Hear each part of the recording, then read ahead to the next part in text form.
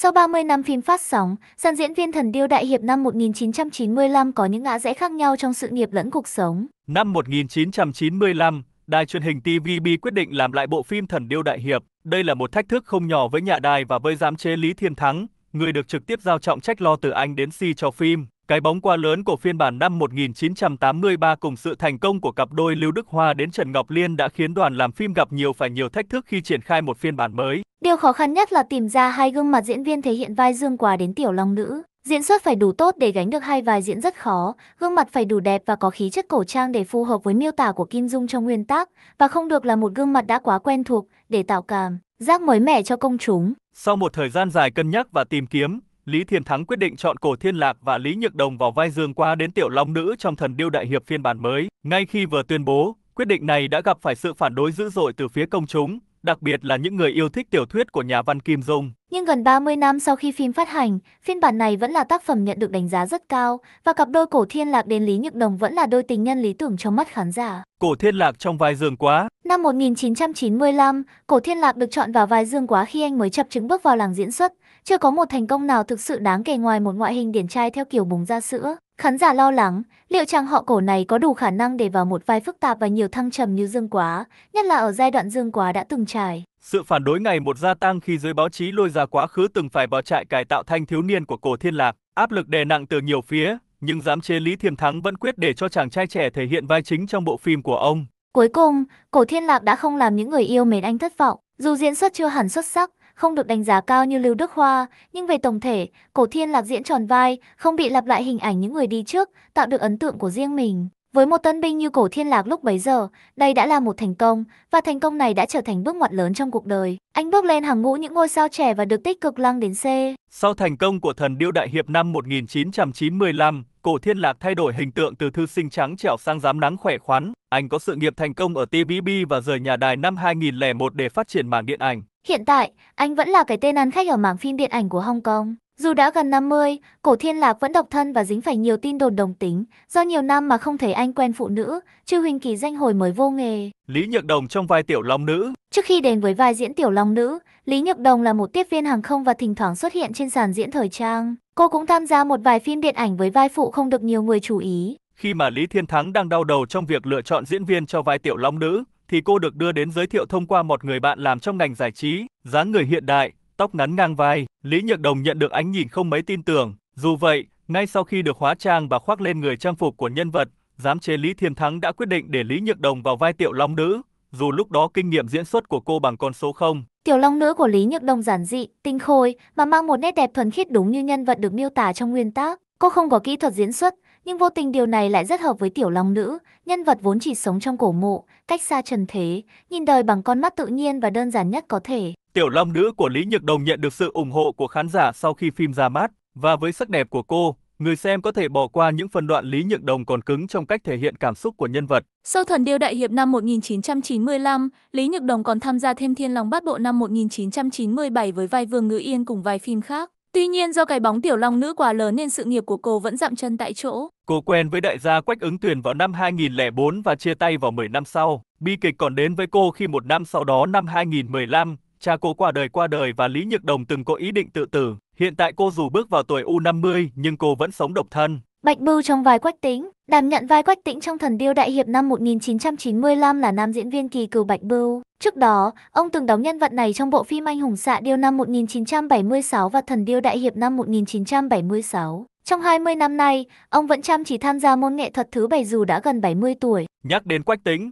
chắc hẳn nhiều bạn sẽ nghĩ ngay đến Huỳnh Nhật Hoa hay Lý Á Bằng nhỉ. Đúng là hai nam diễn viên này đều nổi đình đám nhờ hình tượng Quách Tĩnh. Nhưng nếu xét về duyên phận với hình tượng đại hiệp này thì họ đều thua Bạch Bưu, bởi nam tài tử này đã có đến 3 lần hóa thân thành chồng của Hoàng Dung. Đến những năm 70 của thế kỷ trước, dòng phim võ thuật rộ lên, Bạch Bưu cùng với nhiều huynh đệ trong hội múa lân cũng bị cuốn theo dòng chảy đó, lần lượt gia nhập làng phim. Bạch Bưu lựa chọn đến Hàn Quốc để quay phim không ngờ lại nổi đình đám, tên tuổi lan sang tận châu Âu, Bắc Mỹ. Nhờ danh tiếng khủng ấy, sau này khi người ta lên kế hoạch sản xuất Anh hùng xạ điêu năm 1976, Bạch Bưu trở thành ứng cử viên sáng giá nhất. Ngoài danh tiếng, bản lĩnh võ thuật vững chắc thì ngoại hình hiền hậu, thật thà cũng giúp Bạch Bưu trở thành Quách Tĩnh đầu tiên của màn ảnh, thậm chí là có duyên với vai diễn này đến tận 2 lần nữa. Rồi đến phiên bản Thần Điêu Đại Hiệp năm 1995, Bạch Bưu lại tái hiện hình tượng Quách Tĩnh này. Thuở tham gia bộ phim, ông đã gần 50 tuổi rồi nên khí chất lẫn ngoại hình đều hợp với nhân vật Quách bá bá hơn. Có lẽ, vì thế mà đa phần khán giả bây giờ đều chỉ nhớ đến nam diễn viên gạo cội với bản năm 1995 này. Sau Thần Điêu Đại Hiệp năm 1995,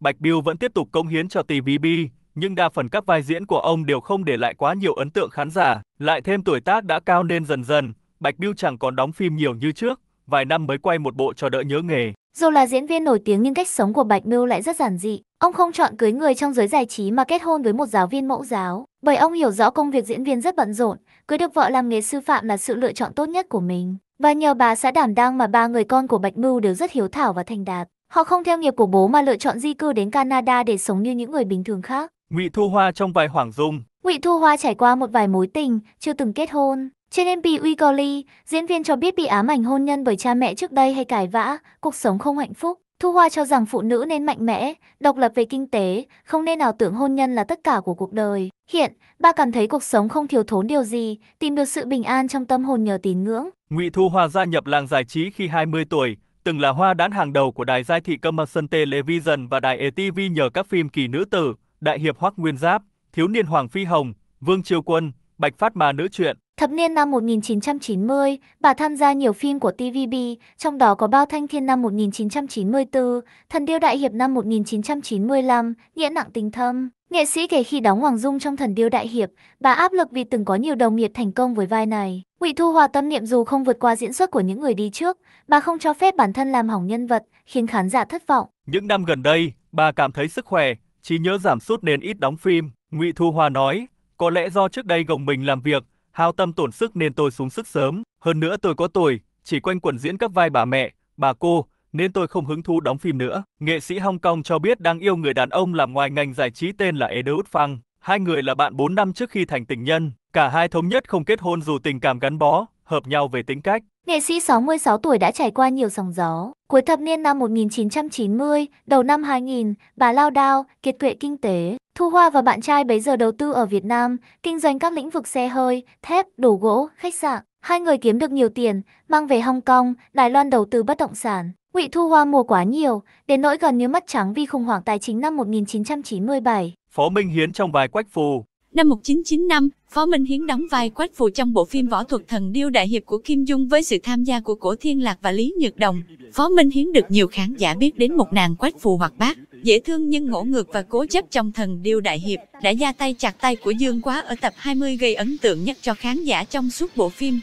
Phim gồm 32 tập do TVB sản xuất năm 1995.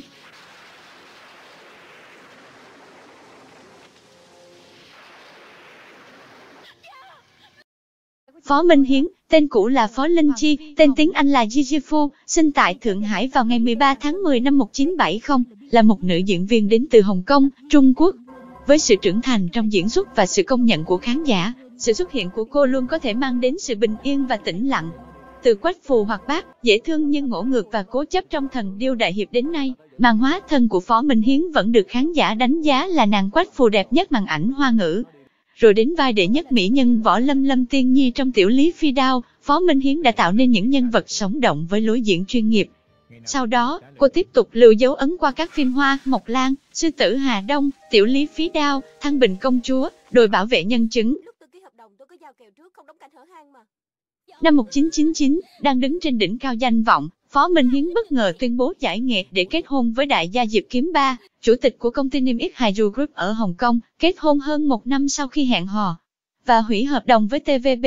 Kể từ đó mờ nhạt khỏi làng giải trí, yên tâm làm người phụ nữ đứng sau Diệp Kiếm Ba, một doanh nhân giàu có hơn cô 11 tuổi, từng có một đời vợ và một con trai. Được biết, cả hai quen nhau vào năm 1998. Để lấy lòng người đẹp, Diệp Kiếm Ba chi mạnh tay khi tổ chức tiệc sinh nhật sang chảnh cho Phó Minh Hiến tại khách sạn Peninsula, Hong Kong. Cả hai không ngại xuất hiện với những cử chỉ tình tứ, thân mật.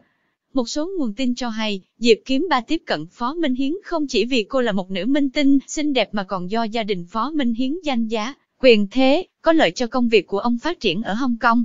Sau khi kết hôn với doanh nhân giàu có, Phó Minh Hiến tận hưởng cuộc sống xa xỉ. Cô thường xuyên diện đồ hiệu đắt đỏ, tiêu tiền như nước, chữa bệnh cho chó cưng cũng chi tới cả $100.000 Hong Kong, hàng trăm triệu đồng. Hai vợ chồng nữ diễn viên sống trong căn biệt thự nằm ở lưng chừng đồi ở Hồng Kông, giá gần 100 triệu đô la Hồng Kông, gần 300 tỷ đồng. Tuy nhiên, biến cố bất ngờ ập đến vào năm 2006. Công ty của Diệp Kiếm Ba thâm hụt 842 triệu HKD, hơn 2.500 tỷ đồng, trên sổ sách. 4 năm sau, chồng nữ diễn viên bị kết án kinh tế 7 năm tù. Cuộc hôn nhân 7 năm của cả hai cũng tan vỡ từ đó. Sau khi trải qua cuộc hôn nhân sóng gió với đại gia, Phó Minh Hiến bị gán mác là gái hư khi liên tục ra vào hộp đêm, thay bạn trai như thay áo. Ở tuổi 40, Phó Minh Hiến công khai hẹn hò với Trang Gia Bân, một công tử nhà giàu kém cô 11 tuổi, gia đình giàu có với khối tài sản ước tính gần 10 tỷ đô la Hồng Kông, gần 30.000 tỷ đồng. Mối tình chị em này không được mọi người ủng hộ. Có tin đồn cha của Trang Gia Bân, Trang Thiệu Tuy, trong nhiều năm vẫn không ngừng tìm cách chia loan rẽ Thúy, cặp đôi như gây áp lực tài chính, dọa gạch tên con trai khỏi danh sách ban lãnh đạo công ty, để ép anh phải từ bỏ tình yêu để giữ lấy sự nghiệp. Để bạn gái yên tâm, Trang Gia Bân từng tặng Phó Minh Hiến chiếc nhẫn kim cương giá trị 3 carat như một lời hứa hẹn kết hôn. Tuy nhiên, nhưng áp lực từ gia đình cũng khiến cặp đôi chính thức đường ai nấy đi sau 9 năm bên nhau. Chia sẻ về 9 năm yêu đương nhưng không đi đến cái kết đẹp, Phó Minh Hiến nói, tôi không cảm thấy tiếc, cũng không cảm thấy lãng phí thời gian, 9 năm dù có hay không có anh ấy cũng trôi qua, sau khi chia tay tôi chưa từng khóc. Thật ra cũng khá vui vẻ, vì cuối cùng có thể làm lại chính mình, sống cuộc sống mình muốn. Vào 18 tháng 10 năm 2020, Phó Minh Hiến kỷ niệm sinh nhật lần thứ 50 của mình với một người bạn thân. Trong sự tương phản của chiếc bánh lộ ra, một chiếc kệ vàng được đặt trước đám đông với một chiếc bánh trắng tinh xảo được đặt trên đó. Hai cô gái sinh nhật rất vui, đặc biệt Phó Minh Hiến nở một nụ cười rất tươi, họ nhắm mắt lại và cùng nhau thực hiện một điều ước. Ngoài bánh ngọt, bữa tiệc còn chuẩn bị rất nhiều đồ ăn ngon, nào là bào ngư, trứng luộc, chín mềm, lòng ngỗng, chỉ cần nhìn cách bày biện là bạn đã biết ngon rồi. Phó Minh Hiến mặc một chiếc váy màu đỏ đậm chất lễ hội, với mái tóc đen và xinh đẹp xõa ngang vai, và chiếc váy rất đơn giản và thanh lịch. Ở tuổi 50, cô ấy thực sự giữ gìn sức khỏe, làn da trắng sáng và săn chắc, vóc dáng đã giảm được nhiều cân, trông đẹp hơn trước rất nhiều. Chỉ là Phó Minh Hiến mắt quá to, cằm quá nhọn, nhìn không ra chút nào. Chính vì lẽ đó, nhiều người đã đặt ra nghi vấn cô phẫu thuật thẩm mỹ. Nhưng trong một cuộc phỏng vấn, cô phủ nhận tin đồn phẫu thuật thẩm mỹ và cho biết sẽ không dành thời gian chỉnh sửa hình ảnh. Quan sát kỹ và nhận thấy hai ngôi sao sinh nhật đang ôm một chú chó trên tay, tuy nhiên đây không phải là chú chó của Phó Minh Hiến, nhưng cô vẫn rất vui vẻ khi ôm chú chó. Nhìn vào tài khoản xã hội của Phó Minh Hiến, cô ấy thấy rằng cô ấy có 3 giống chó khác. Cô ấy rất yêu quý 3 chú chó cưng này, trước đó cô ấy đã chụp ảnh chúng và vui vẻ gọi chúng là con của tôi. Thực tế, khi ở đỉnh cao nhất, Phó Minh Hiến đã nuôi 7 con chó Bắc Kinh, thậm chí cô còn lên núi cầu may vì chú chó cưng của mình bị bệnh và cho thú cưng ăn nấm linh chi. Rõ ràng, Phó Minh Hiến đã nuôi con chó cưng của mình khi còn nhỏ.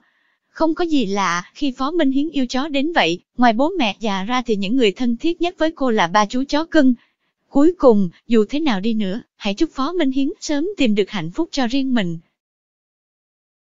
Lạc Ứng Quân trong vai Đông Tà Hoàng Dược Sư. Kiếm nhạc phụ, được rồi. Phù Nhi, sẽ không... Lạc Ứng Quân trong vai Đông Tà Hoàng Dược Sư trong bản 94 của Anh Hùng Xạ Điêu và bản 95 của Thần Điêu Đại Hiệp. Nhiều người có thể không biết tên của nam diễn viên Hồng Kông Lạc Ứng Quân, nhưng hầu hết mọi người đều quen thuộc với gương mặt của anh qua vai Hoàng Dược Sư. Đào Hoa Ảnh Lạc Phi Thần Kiếm Bích Hải Chiểu Sinh Án Ngọc Tiêu. Anh kể lại vở tuồng cổ này, nhân vật ấn tượng và yêu thích nhất của anh ấy là vai Hoàng Lão Tà. Anh ấy mặc một bộ quần áo màu xanh, rõ ràng là có 7 điểm tà ở giữa và 3 điểm ở ngay chính tà. Điều này quá phù hợp với bối cảnh của Kim Dung về tính tình quái dị, cổ quái, cô độc, làm mọi việc theo ý mình, thường chê bai cổ nhân. Võ công của ông cũng rất cao siêu, nhanh, chuẩn, lạ và đẹp. Các môn tuyệt kỹ của ông là Lạc Anh Thần Kiếm Trưởng, Ngọc Tiêu Kiếm Pháp, Đàn Chỉ Thần Công, Lan Hóa Phát Huyệt Thủ, Hoàng Phong Tạo Diệp Thoái Pháp và Bích Hải Chiều Sinh Khúc. Tính tình kiêu ngạo, phóng túng, thu mình, rất cưng chiều con gái Hoàng Dung và yêu quý vợ Phùng Hằng. Mặc dù tất cả đệ tử đã bị đuổi ra khỏi đảo Hoa Đạo, họ vẫn kính trọng khi nghe đến tên sư phụ Hoàng Dược Sư. Lạc Ứng Quân tên tiếng Anh là Felix Lạc, sinh ngày 3 tháng 10 năm 1952, 68 tuổi tại Hồng Kông. Ông bị ảnh hưởng bởi văn hóa gia đình từ khi còn nhỏ và rất thích đọc sách. Anh bắt đầu đọc Tây Du Ký khi mới 4 tuổi và đọc Kim Dung năm 9 tuổi. Điều này đã tạo cơ sở tốt để anh khắc họa các nhân vật trong các tác phẩm của Kim Dung. Lạc Ứng Quân được nhận vào lớp đào tạo diễn viên thứ 3 của công ty điện ảnh So vào năm 1973 và được ký hợp đồng với tư cách là một diễn viên cơ bản. Sau đó, do khối lượng công việc không đủ nên công ty đã theo dõi anh vào năm 1974 và hủy bỏ hợp đồng sớm. Anh đăng ký tham gia khóa đào tạo nghệ sĩ TVB lần thứ 5 vào năm 1975 và gia nhập TVB với tư cách nghệ sĩ và anh đã ở đây 36 năm. Trong những năm đầu của mình, anh luôn đóng vai phản diện và luôn đóng vai phụ. Đầu những năm 1980, anh nổi tiếng với vai phản diện Lý Chí Thường trong Thần Điêu Đại Hiệp 1983, sau đó anh đóng vai ngược lại và đóng suốt 10 năm. Năm 1992, Lạc Ứng Quân trong vai viên cảnh sát Chu Văn Bân cùng với Âu Dương Chấn Hoa, Đào Đại Vũ, Tô Vĩnh Khang nổi lên nhờ bộ phim Hồ Sơ Công Lý, mọi người thấy khả năng diễn xuất khác của anh, và cuối cùng anh không còn chỉ đóng vai phản diện nữa. Những năm sau này anh đóng vai phụ kinh điển trong các tác phẩm của Kim Dung, cũng là thời điểm anh tỏa sáng nhất sau nhiều năm ở TVB. Anh còn đóng vai Mộ Dung Bác trong phiên bản Thiên Long Bát Bộ, của Huỳnh Nhật Hoa Tạ Tốn trong phiên bản Cô Gái, Đồ Long của Ngô Khải Hoa và Đô Đại Cẩm phiên bản của Lương Triều Vĩ. Lý Từ Thành trong Tuyết Xưởng Phi Hồ và của Bích Huyết Kiếm, hay còn gọi Khí Phách Anh Hùng. Mặc dù Lạc Ứng Quân đã tạo thành công hết nhân vật phản diện, kinh điển này đến nhân vật khác. Tuy nhiên sự nghiệp của Lạc Ứng Quân vẫn dậm chân tại chỗ, không chút tiến triển và cứ như thế trong suốt 30 năm ông gắn bó với TVB. Năm 2011, Lạc Ứng Quân rời TVB và chuyển sang HKTV phát triển, không may cuối cùng anh lại thất nghiệp vì HKTV không được cấp phép. Sau nhiều lần TVB mời anh về tổ ấm nhưng anh đều từ chối. Chính vì quá mệt mỏi với những thông báo quay phim gọn nhẹ và quá vất vả của TVB, dù có kịch bản hay, vai diễn hay nhưng Lạc Ứng Quân vẫn thờ ơ, nhất quyết không chịu về lại nhà đài. Trong những năm gần đây, Lạc Ứng Quân đã ký hợp đồng với một công ty môi giới ở Đại Lục, ngoài thời gian diễn xuất, anh còn điều hành các buổi biểu diễn thương mại trên khắp đất nước.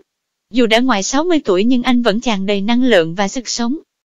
Năm 1990, Lạc Ứng Quân lập gia đình với vợ không làm trong ngành giải trí, và cuộc sống hôn nhân đến nay vẫn thoải mái vì không vướng bận chuyện con cái.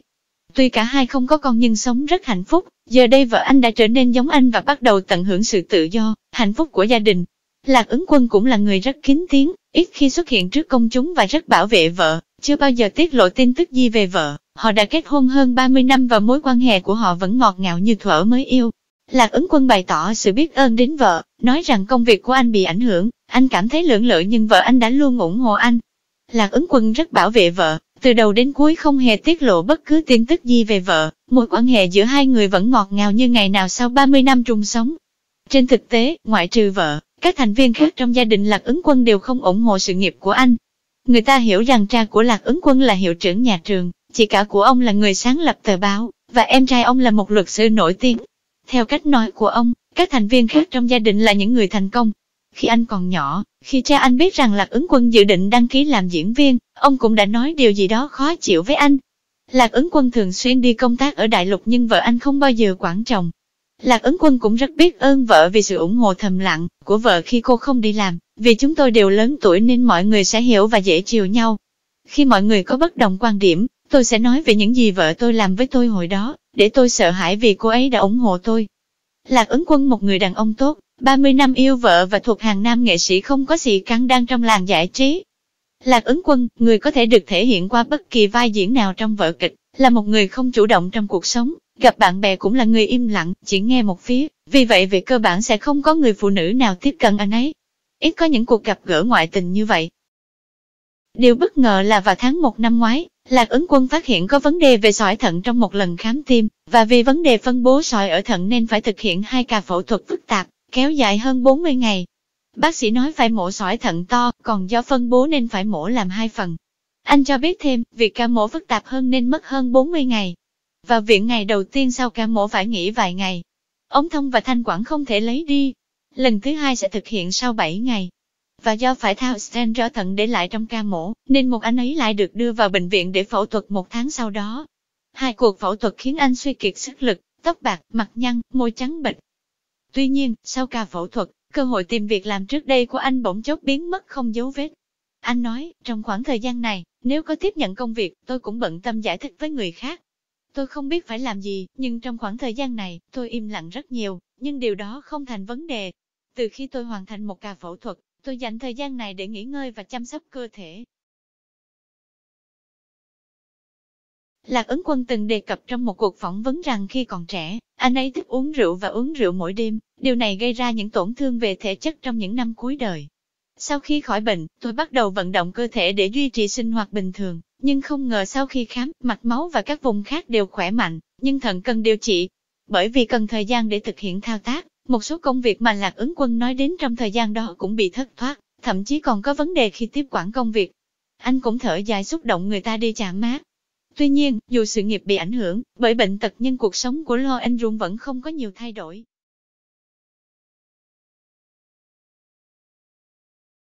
Chu Thiết Hòa trong vai Âu Dương Phong. 吸毒欧阳锋，平生虽作恶多。 Âu Dương Phong trong phiên bản 1995, Chu Thiết Hòa thể hiện được phẩm chất xấu xa và nội tâm của Âu Dương Phong. Năm 1995, phiên bản Thần Điêu Đại Hiệp, tay độc Âu Dương Phong của Kim Dung cũng do Chu Thiết Hòa đóng. Lúc này Âu Dương Phong đã trở nên điên loạn sau khi luyện tập Cửu Âm Chân Kinh, và võ công của anh ta khó lường trong võ lâm đã đánh bại Quách Tĩnh, và trở thành số 1 trong võ lâm. Trong Thần Điêu Đại Hiệp, Dương Quá được coi là con trai và dạy cấp mô công cấp công. Chu Thiết Hòa, sinh năm 1949 tại Hồng Kông, nam diễn viên Hồng Kông, tham gia truyền hình live năm 1976, năm 1979, ông tham gia phim Kiếm Tình, và một số bộ phim truyền hình dài tập. Năm 1982, ông gia nhập TVB. Anh có ngoại hình rắn giỏi và giỏi diễn võ thuật. Các kiếm khách trung thành cũng như các vai quỷ quyệt, sao quyệt và đanh đá đều có thể hoàn thành tốt. Khán giả quen thuộc hơn với Chu Thiết Hòa trong bộ phim truyền hình Hồng Kông, trong phim Lộc Đỉnh Ký, Dương Thiết Tâm trong phiên bản Anh hùng xạ điêu 1982 trong vai cha của Dương Khang. Nhật Nguyệt Thần Kiếm 1991 anh đóng vai Ma Tôn, Âu Dương Phong trong Anh hùng xạ điêu 1994, Thần Điêu Đại Hiệp 1995 và Di Si An Tăng trong 13 chị em gái. Anh cũng góp mặt trong một số bộ phim, trong đó nổi tiếng nhất là vai sứ thần của Ninh Vương trong Đường Bá Hổ Điểm Thu Hương, đặc biệt là ca khúc Cánh Gà Nướng Rơi Chicken Wing của anh đã để lại nhiều ấn tượng sâu sắc. Sau đó Chu Thiết Hòa di cư đến Boston, Hoa Kỳ vào giữa những năm 1990 và sau đó sống ở Toronto, Canada, cho đến khi anh trở lại và đóng phim. Ở đại lục phim mới đây anh tham gia đóng phim Cơ Hội Làm Mỹ Nhân, do Yongsi Pictures sản xuất.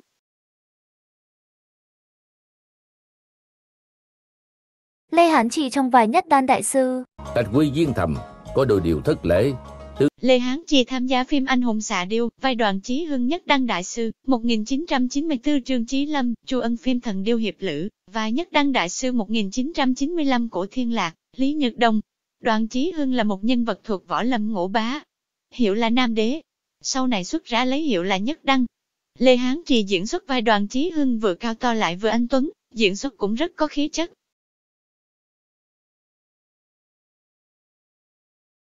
Lê Hán Trì sinh năm 1951 tại Hồng Kông, lúc đầu là diễn viên của công ty điện ảnh Phượng Hoàng, sau đó gia nhập đài truyền hình tiền thân của ATV, diễn phim truyền hình như Mã Vĩnh Trinh. Giữa thập niên 1980 ông gia nhập hãng TVB. Lê Hán Trì năm 1980 đóng phim Hoắc Nguyên Giáp, đóng vai anh họ Hải Xanh của Mẹ Tuyết. Ông đã đóng rất nhiều phim cổ trang và đều để lại ấn tượng trong lòng tác giả. Phim Ỷ Thiên Độ Long Ký vai Dương Tiêu, 1986 Lưỡng Chiều vị Lê Mỹ Nhàn. Phim Vương Trùng Dương, 1992 vai Vương Thường Thường Sinh. Phim Anh hùng xạ điêu, vai Đoàn Chí Hưng Nhất Đăng Đại Sư 1994, Trương Chí Lâm, Chu Ân. Phim Thần Điêu Hiệp Lữ, vai Nhất Đăng Đại Sư 1995 Cổ Thiên Lạc, Lý Nhật Đồng. Phim Tiếu Ngạo Giang Hồ, vai Khúc Dương năm 1996, Lữ Tụng Hiền. Lê Hán Trì vừa cao to lại vừa anh tuấn, diễn xuất cũng rất có khí chất, chỉ tiếc là không được TVB trọng dụng, vận may không đến, thật là đáng tiếc. Những năm đầu thập niên 2000 Lê Hán Trì có về TVB tham gia một số phim, như trong bộ phim Song Long Đại Đường, 2004 diễn vai Vương Thế Sung, người bị vong quốc, Chiêu Thức Võ Thuật 2005 diễn vai cha của xã Thi Mạng. Lê Hán Trì qua đời ngày 13 tháng 6 năm 2013, do căn bệnh viêm phổi cấp tính, hưởng thọ 62 tuổi. Ngày 30 tháng 6 năm 2013 tang lễ của cựu diễn viên đã diễn ra. Nhiều bạn bè như cựu diễn viên ATV Thiệu Âm, Bao Khởi Tình, đã đến đưa tiễn. Nhậm Đạt Hoa, Lưu Thanh Vân, Quách Ái Minh, Trịnh Thiếu Thu không đến tham dự nhưng gửi hoa đến kính viếng tại tang lễ. Người thân của Lê Hán Trì cho biết trước đó khi làm việc tại Đại Lục Lê Hán Trì bị bệnh, đi bác sĩ điều trị nhưng không dứt, cuối cùng trở lại Hồng Kông điều trị nhưng đã vô ích. Người thân cho biết Lê Hán Trì già đi trong thanh thản. Ngày xưa, ở TV có một cậu bé tên là Lê Hán Trì, rất chính trực nhưng lại thiên về cánh tả vì cậu tốt nghiệp trường cấp 2 Fake Out, và là diễn viên của hãng phim Phượng Hoàng. Sau này Phượng Hoàng ngừng sản xuất chuyển sang ATV rồi sang TVB. Sau buổi biểu diễn trước khi khai mạc, anh đã trở thành một thầy phong thủy. Tôi đã gặp Lê Hán Trì là ngôi sao trong đội bóng bầu dục. Anh ấy là một thủ môn. Anh ấy cao 1m8. Anh ấy từng là thành viên của đội bóng rổ Fake Out. có thể hình dung rằng anh ấy phải đầy chủ nghĩa anh hùng. Ông qua đời vì bệnh viêm phổi cấp tính ở tuổi 62 sau 13 năm.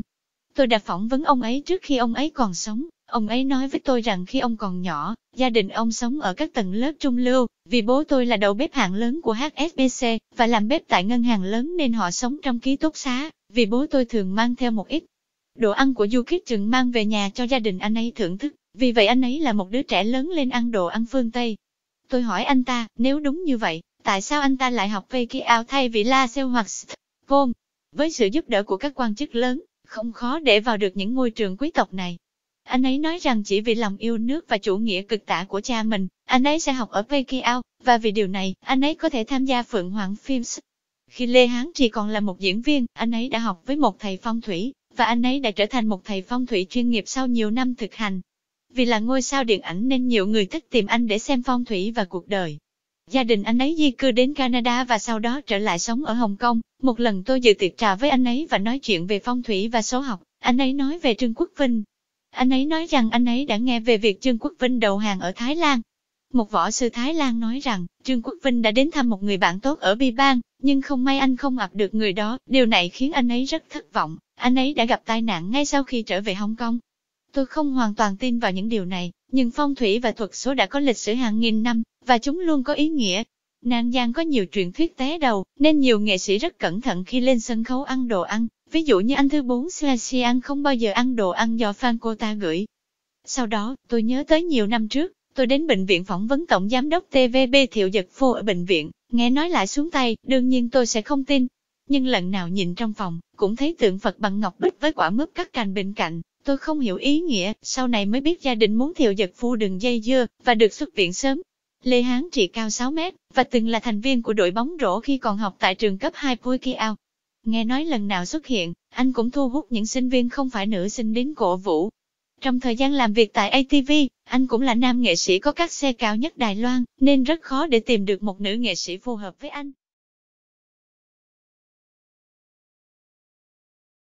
Lưu Đan trong vai Hồng Thất Công. Lưu Đan với duyên phận làm Hồng Thất Công. Năm 1983, ông ghi dấu trong lòng khán giả với vai diễn Hồng Thất Công, trong phim kiếm hiệp anh hùng xạ điêu đóng cùng Huỳnh Nhật Hoa và ông Mỹ Linh. Cùng năm đấy ông tiếp tục vào vai Hồng Thất Công trong Thần Điêu Đại Hiệp, đóng cùng Lưu Đức Hoa và Trần Ngọc Liên. Duyên phận của Lưu Đan với Hồng Thất Công chưa dừng lại ở đó.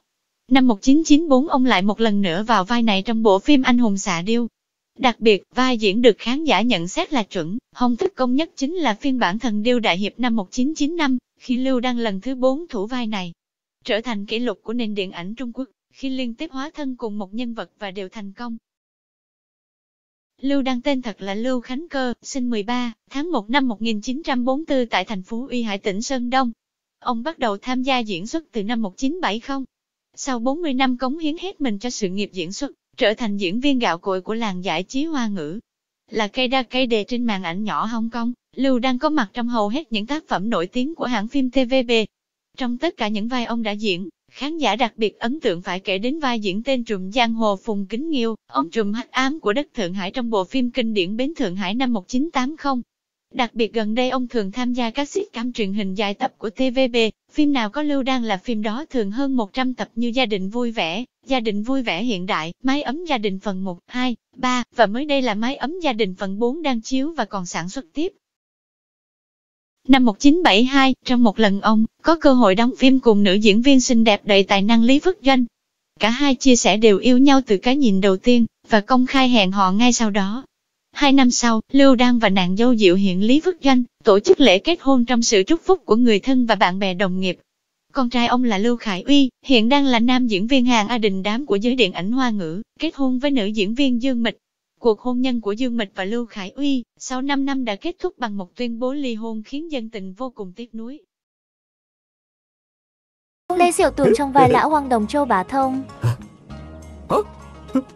Trong số các phiên bản Thần Điêu Đại Hiệp, Lão Ngoan Đồng Châu Bá Thông của Lê Diệu Tường được khán giả đánh giá cao bởi anh đã thể hiện rất tốt nét tinh nghịch, đáng yêu, già mà như trẻ con của nhân vật. Lão Ngoan Đồng, tinh nghịch, hồn nhiên được hiện lên chân thật nhờ khả năng diễn xuất tự nhiên, thuyết phục của nam diễn viên. Dù khả năng diễn xuất tốt, nhưng Lê Diệu Tường thiếu đi một cơ hội và trong hơn 10 năm sau đó, anh vẫn lận đận với các vai phụ, vài thứ. Anh chỉ thực sự khẳng định được tài năng của mình sau khi tham gia phim xứng danh tài nữ và từ đó chính thức bước lên hàng ngũ ngôi sao của TVB. Lê Diệu Tường hiện nay là con bài chủ chốt trong các dự án phim lớn của truyền hình Hong Kong. Anh là một ví dụ tiêu biểu cho sự kiên trì và tình yêu với nghệ thuật. Với gần 20 năm sau khi tham gia diễn xuất, Lê Diệu Tường mới thực sự trở thành ngôi sao. Lê Diệu Tường từng trải qua cuộc hôn nhân không hạnh phúc với người vợ đầu tiên, cũng chính là người bạn gắn bó với anh từ thời trung học. Công việc diễn viên dày đây, mai đó không gần gũi gia đình khiến tình cảm vợ chồng xa cách. Thêm nữa, Lê Diệu Tường thời gian đóng phim lại phải lòng một nhân viên hậu cần. Không thể lừa mình dối người, anh quyết định thú thật với mẹ và vợ. Cặp đôi ly hôn trước khi nam diễn viên tái hôn với Lương Diệu Liên. Đối với cuộc hôn nhân thứ hai, Lê Diệu Tường rút kinh nghiệm. Anh chỉ tập trung đóng phim ở Hồng Kông, đồng thời dành nhiều thời gian hơn để chăm sóc tổ ấm, để không xảy ra đổ vỡ đáng tiếc lần nữa. Lý Y Hồng trong vai Quách Tương. Tổ phụ của ta nữa. Sao ta phải theo tình hòa thượng thúi nhau? Trong Thần Điêu Đại Hiệp 95, Lý Y Hồng đảm nhận vai Quách Tương. Cô xuất thân từ cuộc thi Hoa hậu Hong Kong năm 1994 và đoạt giải thí sinh có tiềm chất diễn xuất tốt. Dù trưởng thành ở Canada, là một cô gái hiện đại và cá tính, nhưng Lý Y Hồng đã thể hiện vai diễn cổ trang của mình khá tốt, khắc họa được nét hoạt bát, đáng yêu và hồn hậu của nhân vật Quách Tương. Sau bộ phim, cô được khán giả yêu thích hơn và cũng được coi là ngôi sao trẻ triển vọng. Sau một số thành công nhất định ở TVB, Lý Y Hồng rời cái nôi ở men của mình và tiến sang Trung Quốc đại lục, tham gia một số phim như Tuyệt Đại Song Kiêu, Lục Tiểu Phụng, Hoa Điền Hỷ Sự. Dù vẫn được yêu thích, nhưng tên tuổi của Lý Y Hồng cũng bị chìm dần trước sự xuất hiện của các ngôi sao khác và thiếu đi sự nâng đỡ của TVB. Hiện nay, cô đã kết hôn và chỉ thỉnh thoảng tham gia một số bộ phim truyền hình, điện ảnh ở những vai diễn nhỏ. Một lần cô có đăng ảnh mình lên mạng và tự bình phẩm quá xấu, sau đó cũng nhận nhiều bình luận chê bai của cư dân mạng. Mặt khác, cũng có nhiều khán giả bênh vực, cho rằng quan trọng nhất là cô đang sống vui vẻ, hạnh phúc bên gia đình. Tuyết Lê trong vai Lý Mặc Sầu. Cho đến khi bị lộ ra công chúng một bức ảnh độ nét cao. Bức ảnh gia đình mà Tuyết Lê hay còn gọi là Sydney giấu kín, 41 năm. Tuyết Lê được mệnh danh là Lý Mặc Sầu đẹp nhất. Nhiều người cho rằng Tuyết Lê đã đem cảm xúc từ chính cuộc sống thực của mình, từ những gì cô đã nếm trải trong tình yêu vào vai diễn này, để rồi nhập vai một cách hoàn hảo nhân vật Lý Mặc Sầu. Sau khi mối tình với Trương Quốc Vinh kết thúc, Trương Quốc Vinh từng chia sẻ hai chúng tôi. Một người hướng nội và thích sự tĩnh lặng, còn một người thì năng động hướng ngoại. Sau một khoảng thời gian ngắn bên nhau, hai người đã đường ai nấy đi. Tuyết Lê bị Từ Thiếu Cường sớm có gia đình mê hoặc sâu sắc, nghe lời hứa của Từ Thiếu Cường sẽ ly dị vợ và cưới cô ấy. Sydney sinh được một con trai và một con gái, cho đến khi Từ Thiếu Cường vẫn không có ý định kết hôn. Sydney mới đưa hai đứa con đến Canada, hơn 45 năm đã trôi qua, các con của Sydney đã trưởng thành từ lâu rồi. Con gái Từ Dĩnh Khôn là một nhà biên kịch diễn viên kiêm MC. Con trai Từ Vi Đống trông giống hệt như Từ Thiếu Cường.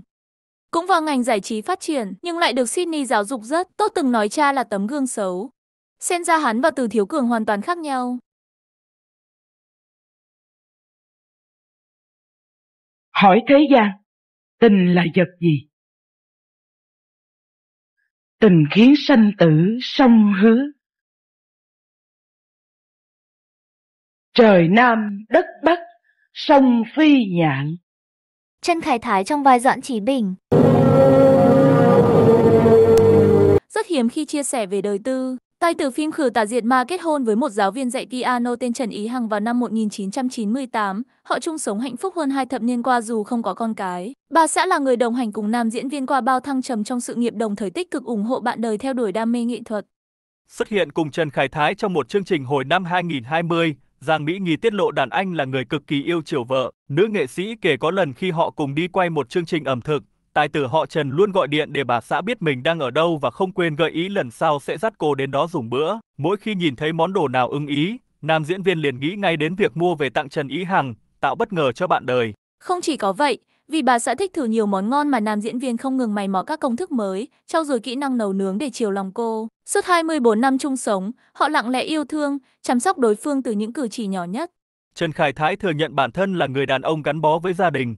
Sau phim Tung Hoành Tứ Hải luôn ở nhà với bà xã mỗi khi không có lịch trình. Họ dành thời gian chia sẻ tình yêu với âm nhạc, cùng đàn, hát, tìm kiếm cảm hứng sáng tác. Vợ chồng cựu diễn viên TVB cũng yêu thích động vật. Hai người cùng nhau chăm sóc chó, dắt thú cưng đi dạo mỗi khi rảnh rỗi. Tài tử thừa nhận ngày càng cuốn quýt với bà xã, thấy vợ vui vẻ mỗi ngày, bản thân cũng cảm thấy mãn nguyện. Theo Sina, Trần Khải Thái từng tiết lộ trong cuộc phỏng vấn rằng bản thân không thích trẻ con nên hai vợ chồng tài tử ngay từ đầu đã thống nhất không sinh con. Nghệ sĩ U60 quan niệm vấn đề con cái ảnh hưởng đến tình cảm vợ chồng. Bên cạnh đó, Trần Khải Thái chia sẻ mình và vợ luôn hạnh phúc bởi họ có nhiều điểm đồng điệu, chẳng hạn như cả hai đều xem nhẹ vật chất, không thích đua đòi hàng hiệu. Chúng tôi có thể ở bên nhau một phần là do cả hai đều sống giản dị. Cô ấy giúp tôi sắm quần áo, 90% trong số đó đều là đồ bình dân mua trên phố, nam diễn viên từng chia sẻ. Ở tuổi 58, Trần Khải Thái vẫn nam tính, phong độ song mái tóc đã điểm bạc, những nét nhăn trên mặt cũng dần hiện rõ. Trên trang cá nhân, nam diễn viên thỉnh thoảng chia sẻ ảnh du lịch, khoe khoảnh khắc giản dị đời thường bên bà xã,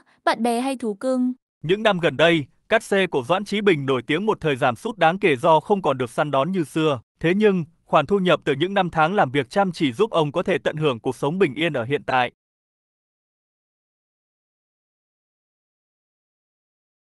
Trương Khả Di vai Trình Anh.